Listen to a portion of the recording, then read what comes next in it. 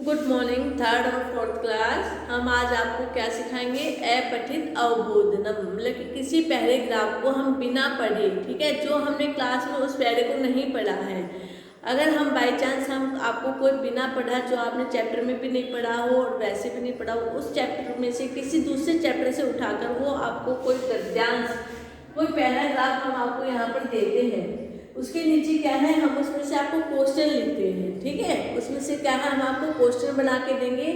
उसमें से क्या होता है, जब हम आपको उस पहरे को देंगे तो आपको क्या करना है, उस पहरे को अच्छे से पढ़ोगे। सबसे पहले क्या है, उस पैराग्राफ को हम अच्छे से पढ़ेंगे, ठीक है।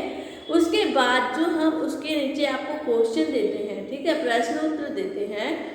हम जैसे एक पहरा दिया हमने आपको, उसमें से हमने आपको 4 क्वेश्चन दे दिए, 4 प्रश्न दे दिए हैं। पहले क्या है, आप सबसे पहले पैराग्राफ को पढ़ेंगे, ठीक है, क्योंकि अपठित गद्यांश क्या है, अपठित अवबोधनम। अपठित किसको कहते हैं, जो हमने नहीं पढ़ा हो, ठीक है। उसको हम पहले उसको पढ़ेंगे, फिर वो हमारी समझ में आएगा। फिर हम उसके नीचे जो क्वेश्चन देते हैं उस प्रश्न को अच्छे से पढ़ेंगे। प्रश्न को पढ़ने के बाद क्या करना है, सिर्फ जो प्रश्न में हमने क्वेश्चन पूछा है, क्वेश्चन में जो हमने आंसर पूछा है, सिर्फ उसी वर्ड को वहाँ पर लिखना है। ये नहीं होता कि उसी पूरे पैराग्राफ की लाइन उठाए और वहाँ पर टेप नहीं। जो प्रश्न हम आपसे करेंगे, जो हम आपसे पूछेंगे, उसी का आंसर आपको उसमें लिखना है। सबसे पहले क्या होता है कि जो हम आपको पैराग्राफ देते हैं उसको ध्यानपूर्वक पढ़ेंगे। जब उसका अर्थ समझ में न आए, ठीक है, तब तो बात अलग है। अगर जो उसका अर्थ अच्छे से समझ में आ जाए, फिर उसके प्रश्न देंगे नीचे, ठीक है। उसका अर्थ समझ लेने के बाद, पैराग्राफ को अच्छे से समझ लेने के बाद ही प्रश्न नीचे हैं, नीचे पढ़ें, फिर उसके उत्तर देने चाहिए, ठीक है। गद्यांश में पूरा वाक्य जो का त्यों नहीं लिखना चाहिए। जो हम आपको पैराग्राफ देंगे, पैरा देंगे, उसको जो का तो ऐसे का ऐसे उसमें नहीं टेपना है। उसका जैसे हम आपको प्रश्न देते हैं कोई भी, उसका आंसर 1 या 2 वर्ड में होना चाहिए, ठीक है, 1 या 2 शब्दों में ही होना चाहिए। प्रश्न का उत्तर देते समय हमें यह ध्यान जरूर देना चाहिए कि प्रश्न में क्या पूछा गया है, ठीक है, और उसी के अनुसार हमें क्या है, प्रश्न का अच्छे से आंसर देना है। देखिए,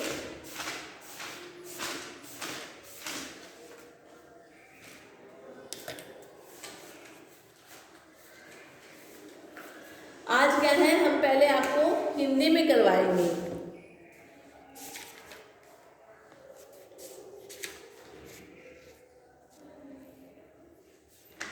क्या देखिए, हिंदी में करवाएंगे। जैसे यहाँ पर हम पहला लिखेंगे, ठीक है,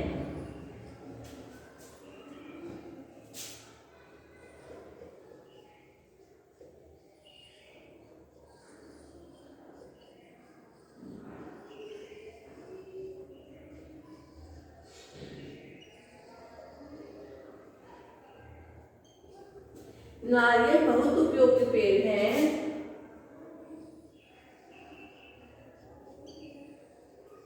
नारियल का पेड़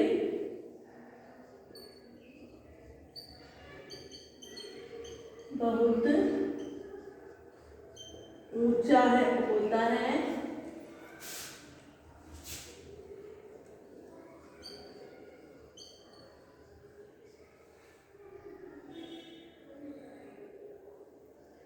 यह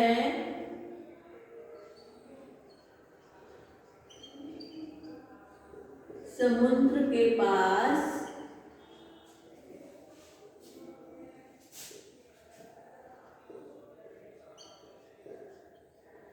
रेतीली जमीन पर होता है।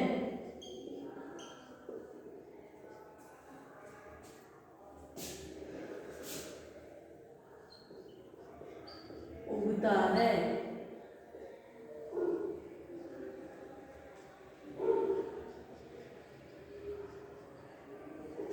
नारियल का पानी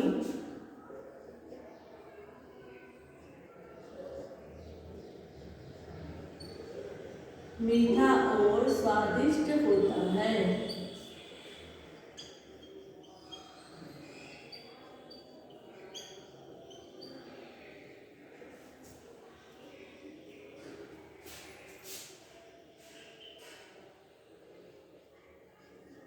इसके पत्तों से चटाइयाँ और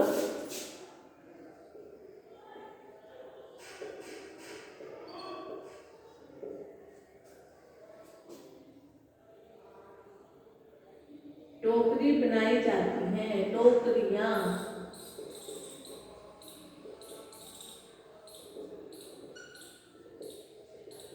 बनाई जाती हैं। ये देखिए, जैसे ये हमारा पैराग्राफ है, ठीक है। हम आपसे क्वेश्चन पूछते हैं। प्रश्न 1,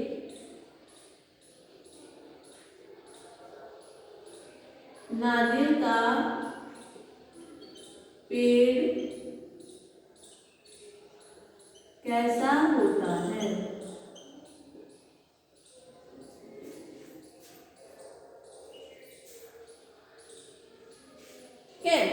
जैसे हम आपसे क्वेश्चन पूछेंगे, छोटा, मोटा, ऊंचा। हमने पूछा है नारियल का पेड़ कैसा होता है, तो क्या है इसमें देखिए, नारियल बहुत उपयोगी पेड़ है। नारियल का पेड़ बहुत ऊंचा, क्या है?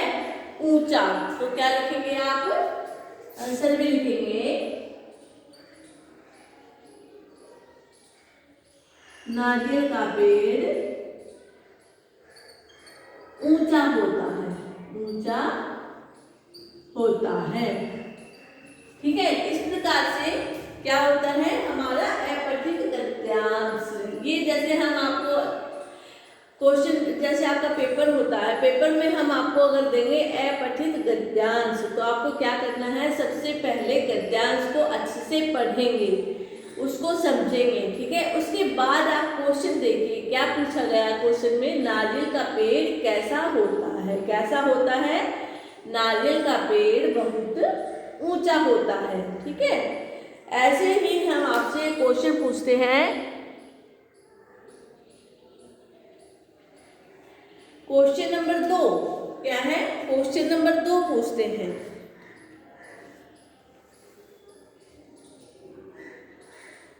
देखिए, क्वेश्चन नंबर 2 पूछते हैं,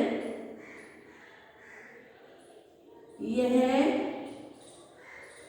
कहाँ उगता है? अगर आपने पहले ग्राफ को अच्छे से पढ़ा है तो देखिए, यह समुद्र के पास रेतीली जमीन पर उगता है। तो क्या लिखेंगे? आंसर में लिखेंगे यह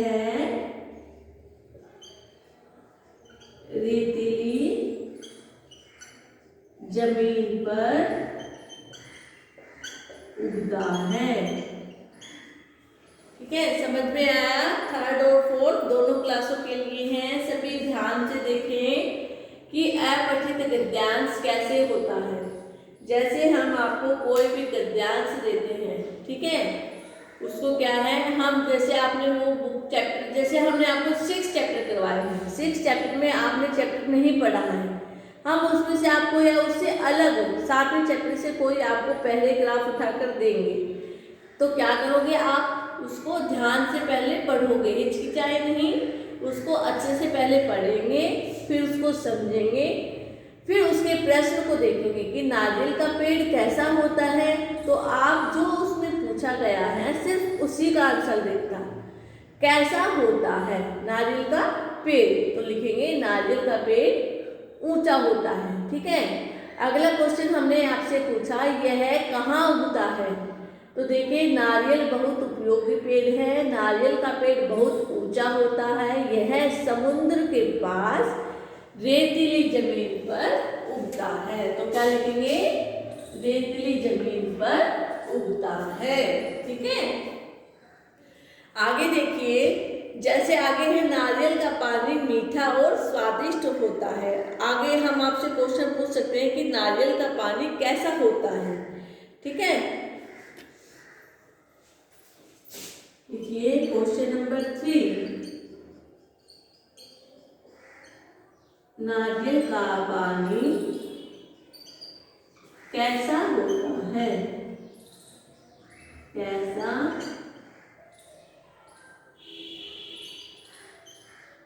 होता है।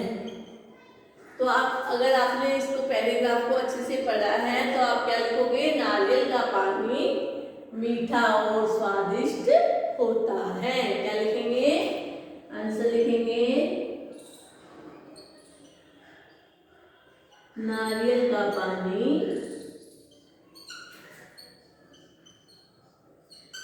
मीठा और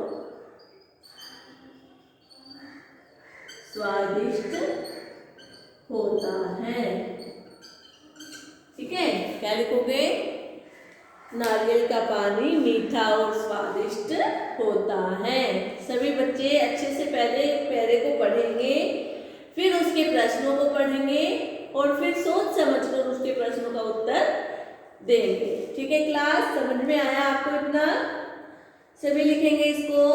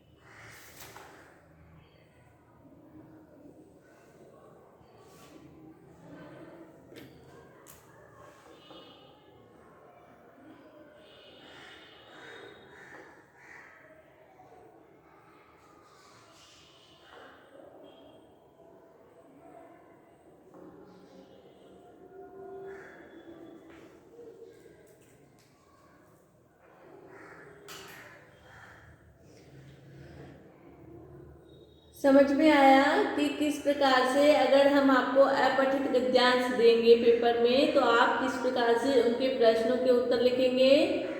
सबसे पहले आपको क्या करना है, घबराए नहीं, सबसे पहले अपठित गद्यांश को ध्यान से पढ़ेंगे। ठीक है छात्र,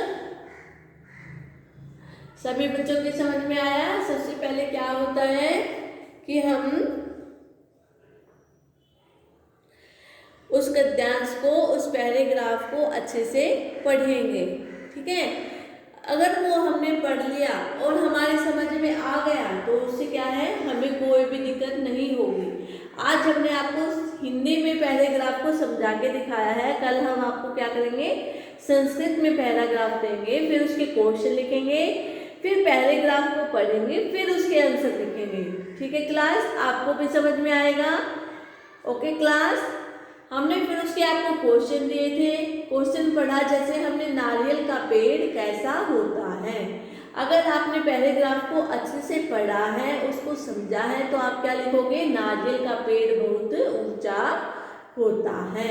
ठीक है, आगे देखिए यह कहाँ उगता है, तो आप लिखेंगे यह रेतीली जमीन पर उगता है। नारियल का पानी कैसा होता है, तो आप लिखेंगे नारियल का पानी मीठा और स्वादिष्ट होता है। अगर हम आपसे और क्वेश्चन डालते हैं, इसमें और भी क्वेश्चन डाल सकते हैं, इसके पत्तों से क्या काम किया जाता है, इसके पत्ते क्या काम करने में काम आते हैं, ठीक है, क्या बनाने में काम आते हैं, तो आप क्या लिखोगे, इसके पत्तों से चटाइयाँ और टोकरियाँ बनाई जाती हैं। ठीक है, इस प्रकार से आप क्या कर सकते हो, पैराग्राफ से अगर आपको कोई क्वेश्चन पूछा जाए, अगर वो पैरे के अंदर से है तो उसका आंसर आप आसानी से दे सकते हो। ठीक है क्लास, यहाँ तक समझ में आया कि अपठित गद्यांश किस प्रकार से आप पेपर में सोल्व कर सकते हो। इसको ध्यान से समझेंगे, अपनी कॉपी में भी उतार सकते हैं। कल हम आपको क्या करेंगे, संस्कृत में करवाएंगे। संस्कृत में क्या है, आपको कोई अपठित गद्यांश जो आपने नहीं पढ़ा वो पद आपको, गद्य आपको लिख कर देंगे यहाँ पर। फिर उसके हम आपको क्वेश्चन आंसर देंगे। फिर सबसे पहले क्या है, हम चैप्टर उस गद्यांश को अच्छे से पढ़ेंगे, उसकी हिंदी को समझेंगे, फिर उसके प्रश्नों को पढ़ेंगे, प्रश्न की हिंदी जानेंगे, फिर उसका आंसर देंगे। ठीक है क्लास, उससे क्या है आपको अच्छे से समझ में भी आएगा और आप उसको अच्छे से कर भी सकते हो। ठीक है क्लास, समझ में आया आपको इतना?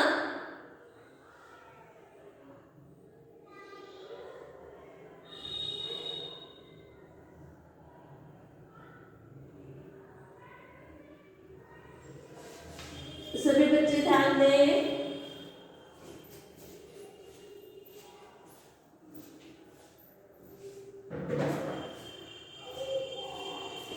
थर्ड और फोर्थ दोनों क्लासों के लिए ये